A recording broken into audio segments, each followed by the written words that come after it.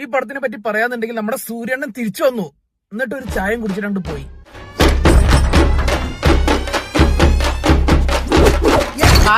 തിരിച്ചു കൊണ്ടുവരുമെന്ന് പറഞ്ഞ അണ്ണനെ നേരെ കൊണ്ടുവന്ന് ഫസ്റ്റ് ഹാഫിൽ കൊണ്ടുവന്നിട്ട് സെക്കൻഡ് ഹാഫിൽ നേരെ തിരിച്ചു കൊണ്ടുവരുന്നുണ്ട്.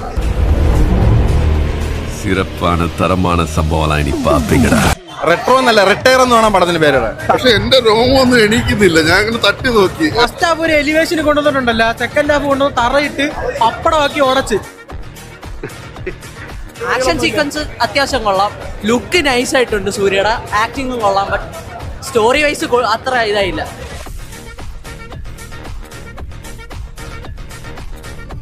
உண்மையான போர் வரணும்னு தான் காத்திருக்கோம். போய் சீக்கிரம் வர சொல்லு அந்த ஒருத்தன்.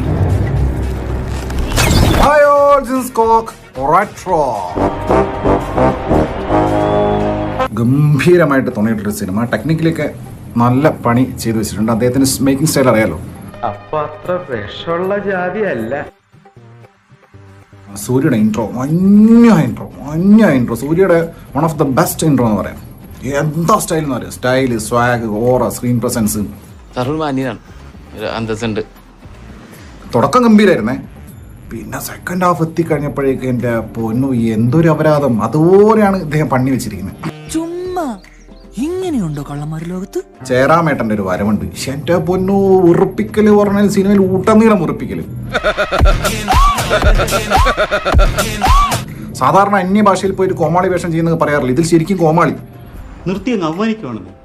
കാര്യം എന്താണെന്ന് വെച്ച് കഴിഞ്ഞാൽ ഇതിൽ ജോക്കറാ, ആളുകളെ ചിരിപ്പിക്കുന്ന ഒരു ഡോക്ടറാ. അതുകൊണ്ട് മറ്റേ മൂക്കിൽ മറ്റേ ജോക്കറ സാധനം വെച്ചിട്ട് ഇങ്ങനെ കോമാളിത്തരം എന്തൊക്കെയോ കാണിക്കുന്നുണ്ട്. ജോജു ഉണ്ടായ ജോജു ഇതിൽ താനോസാ. ജോജുവിന്റെ ഒരു കയ്യൊക്കെ ഉണ്ട് താനോസിന്റെ കൈ പോലത്തെ. ഇല്ലെന്ന് പറഞ്ഞു കഴിഞ്ഞാൽ എൻ്റെ പൊന്ന് ഇതുപോലത്തെ ഒരു നിർഗുണേഷ് എന്ന് പറഞ്ഞാൽ ഊച്ചാളി വില്ലൻ.